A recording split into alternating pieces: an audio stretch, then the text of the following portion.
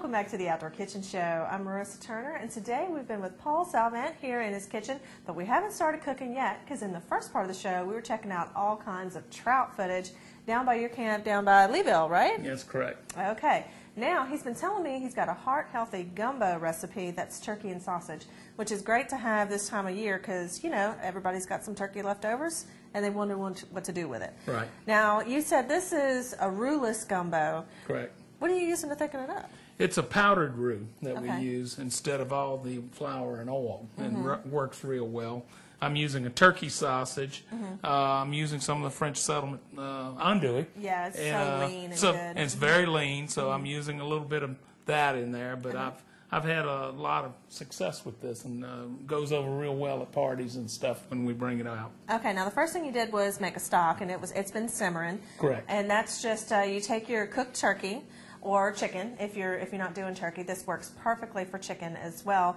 And you take the bones of it, you know, and the scraps, and you put that in the pot and let that simmer with some water, and then you've got some veg in there too with the onions, garlic, bell pepper, all that good stuff. Got some of Jimmy Babin's swamp dust in there. That's right. Yeah, Put a little my swamp buddy. dust in there. Yeah. So. And of course, if you had fried your turkey or whatever, and it had a lot of seasoning all over it, you want to watch that.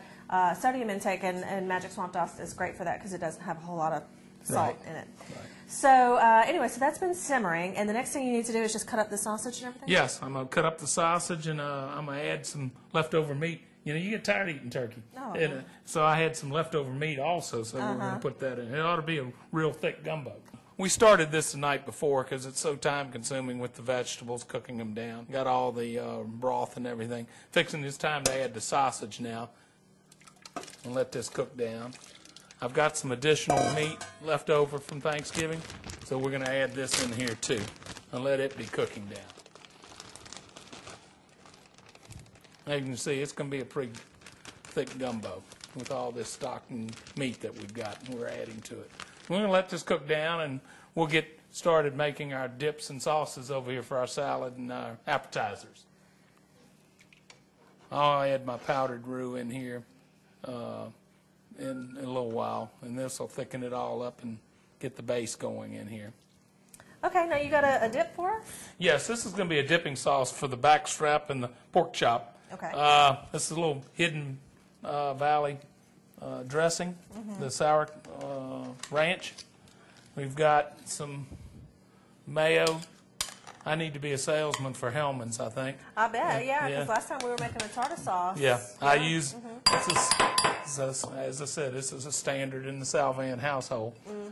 I really don't deviate from this, and I would suggest if you're going to use this recipe, use Hellman's. Okay. It tastes the best. This is some sour cream right here. Some Jimmy Babin sauce. And that's the fire department blend with some spice in it. Yes, ma'am. Little jalapenos chopped up. Are those the nacho kind or the fresh kind? Fresh. Okay. And some fresh green onions. All right. We're going to mix this up. This will be our dipping sauce. Let me mix this all up. Put it back in the ice box and let it get good and cold. And that's so simple. Yes. It's very tasty. All right, now the dip is in the fridge, and you have a salad dressing for us now. This is a homemade salad dressing that we make. You know, I got tired of the bottled Italian dressing mix, and we came across this Good Seasons all-natural Italian salad, the powder, and you just mix it up yourself, and it turns out well. So we're going to mix a little vinegar here. Just regular white vinegar? Yes. Okay. A little water. All right, so we got a little acid in there. Correct. They're going to add the dry seasoning right here. And of course, all these dry seasoning packs you can pick up at any location of Ralph's Market. That's correct. We'll stir this up a little bit. Now the oil or olive oil, whatever you're using, you just kind of drizzle it in there too? We're going to add this in just a second as soon as I get this kind of blended. Gotcha. You can smell the pepper in here. I got tired of the bottled dressings. They just weren't tasting right. Well, with this you can control what kind of oil you use. Right. And we'll add the oil now. You just mix it up. And we'll use this on our salad today Okay. also. A lot of people like potato salad with their gumbo. I like a green salad. All right, now we have the pork chops ready to go. We got everything in a little line here. We got some pork here, and I'll go ahead and sprinkle that swamp dust on there for you since you were just seasoning and turning them. And then what's the next step with that? Basically, we're going to dip them in egg wash with a little seasoned egg, seasoned flour. Then I'm going to use some seasoned potato chips. I like Zapp's, just the regular flavor. Because they're thick and crunchy. They're thick and crunchy, and you dip them back in the egg wash and roll them in the Zapp's potato chips. Okay. And gives a very good flavor. Yeah, we're going to crush these bad boys up real good. And that'll be our double batter on these pork chops. So they're real. I like to get the real thin pork chops. Some that are real thin, so they'll fry quick. Like a breakfast slice pork chop. Yes, yes. All right, so we got everything ready with the potato chips. It's ready to go. So let's we're just going through the process. Do our routine here, and dip them in this. Come back here, buddy. That's why we have aprons. That's what I got these Bugman aprons on for. That's right. We'll double dip it again. Okay. In this. Make it nice and wet on the outside, and then it goes through the potato chips. Yes, ma'am. All righty. And, we'll shake it around. And, how does that look? Looking pretty. Lots of nice crispy coating on that. Okay, now you're only doing 3 at a time so you don't overcrowd your pan. Correct. Okay. Now we got a little messy on the aprons, but that's what we have aprons for. Right. So tell everybody about the deal with the aprons. Basically, start a quarterly pest program with. We'll give you a free apron.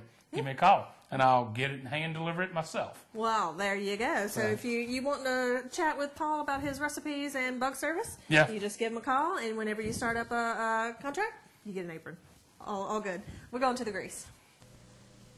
Now, these thin sliced pork chops don't take very long, but if you have a thicker cut of meat, you want to have the oven preheated to 350 degrees to make sure that the meat on the inside gets to the right temperature and that the outside doesn't get over-browned. Okay, Paul, now what do we have here? This is a piece of deer backstrap that we soaked in milk for 2 days. I did injector with Cajun butter. Okay. Injected it yesterday, so it's been marinating. What we're going to do is use the same egg wash and dip it in just flour this time, and then we're going to quick fry it. Almost, and have these little small pieces like this, fry them real crisp. They're excellent. This is, to me, the best part of the deer. And when I've shot deer, I just take this part and give the rest away. That's just me. Yeah, that's my favorite part right here, and I give the rest of it away. So we'll go ahead and get started on this, cutting it real thin on here. Now you could also pound those out if you like them really thin and crispy. You can do that as well. Like a little veal cutlet, huh? Yeah, exactly. And then also we love marinating backstrap in orange juice too. Oh, that makes it good. Now, of course, we use the whole part of the deer because we make so many different venison recipes. Right. And what we do is we bring the deer over to French Settlement Sausage because they do the deer processing. Those good boys. They make it into the boudin and the sausage, and they also grind it with the Boston butt so that you can use the meat. And we make meatballs and brown gravy with that. Oh, that's good. That's chili. Good. Chili. Yeah. All of that. Yeah. So, yeah, and it was actually Sean who came up with the idea that he wanted deer boudin more than the deer sausage, and oh my gosh, that's the best boudin ever. Cutting nice, thin little slices. Yes. There. They'll flash fry real quick, and then we'll use it in that dipping sauce that we put together. Okay, so it's just going to go through the egg wash and seasoned flour. Yes. Okay. And we have the flour seasoned up with some swamp dust. Yes. If you want a little extra heat, you can use the fire department blend. That's got lots of cayenne in it. And we'll flash fry them. Now, if you don't want to bread your fingers, you can have one for the egg and one for the flour. Yeah. And if you want, I'll help you out, Paul. You can put it in. No, don't get them pretty hands on. Oh, I got the apron on. We ready to go. It's all good. I don't mind rolling up the sleeves and getting a little dirty. It's all right. And as soon as we have these dredged through the egg and flour, we put them right into that hot grease. And it doesn't take but just a minute to get these all fried up because they're so thin. Put a little swamp dust on them as they come out. All right, now we've got some stuff to taste here. We've got some of the fried backstrap and those potato chip crusted pork chops. And we've got our taste tester here, Mr. Sean Turner. Which piece are you going to taste, the pork or the deer? I already tried the pork. I'm going to try the deer. I didn't really get to try. Okay, and we got some of that dip that we made too. How was that? Oh my lord, that is awesomely good. Awesomely good. All right, Mr. Paul, you got high praise there. Did well. Oh yeah, especially with that dip, it's so good. Those potato chip pork chops. Got to try it. It's very good. That backstrap is awesome as well. Man. Now we got one more thing to cook, and then the gumbo's just kind of simmering. You're going to add that roux mix to The it. powdered roux. We're getting to that. Okay, and we have a salad too. Yes, ma'am. All right, we're going to add this powdered roux in. You just mix it with water, the powdered roux, and you put it in the gumbo and get it to the consistency that you want. Now, while this simmers and thickens, we need to take a quick break, but when we come back, we'll have Paul's sensation salad. Stay tuned.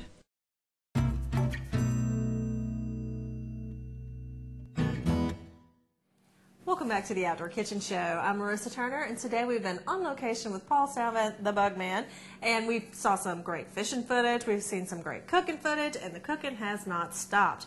Now, in the first part of the show, you saw us putting together a heart-healthy turkey gumbo with some really lean andouille. And we had some not heart-healthy pork chops that were coated in potato chips and quickly fried, which were fantastic with the dip that you made. That was like a ranch and sour cream and mayonnaise dip. It was so good. And then some fried backstrap as well.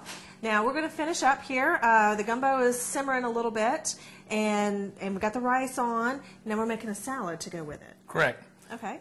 This will be something that we make quite a bit here. Be a hit if you've got a party to go to. Somebody says bring a salad. It's got a lot of ingredients. We have the cherry tomatoes. We've got banana peppers, artichoke hearts, fresh green onions, croutons, bacon, black olives, the Parmesan cheese. We've got the homemade dressing, and we'll top it off with salt and pepper with a little bit of Hellman's mayonnaise. Telling you, you'll be a hit at the party if you bring this all mixed up. Okay, so it's easy. It's just a lot of ingredients. A lot of ingredients. And of course, everything is optional. Whatever you like, you like. If you don't like something, leave it out. It's no big deal. Okay, Paul, it is time to taste everything. And I love Miss Debbie's spoons here. This gator spoon is awesome. I'm loving it. Okay, I've got the gumbo in front of me. You've got the salad in front of you. Got the salad, yes. That's some good gumbo. Good I and love crunchy. putting green onions on top of it. That is too awesome. Now, one thing we have in front of us here is some special thank you presents that the Bugman had made up. Yes. Oh, no, I forgot I was going to put a hot sauce on there, too. He's got some hot sauce, too. And this is a red wine that you had made, a friend of yours made. Friend this, of right? mine, Chris Viveretta, he custom made the bottles for me, and we give these out as gifts to a lot of our clients. Now, for today's recipes, you can go to our website at www.theoutdoorkitchenshow.com, and we'll have the recipes, but also how to get in touch with the Bugman, and you can get your own apron and all that kind of good stuff. And I'll tell you what, this was awesome, but we had a lot of good food today. This was fun. Yes, indeed. Yes. Thank you so much, Paul, I'm glad to have you. being a sponsor and being on the show today. And y'all, make sure you check out the website for the recipes, and we'll see you next week here on the Outdoor Kitchen Show.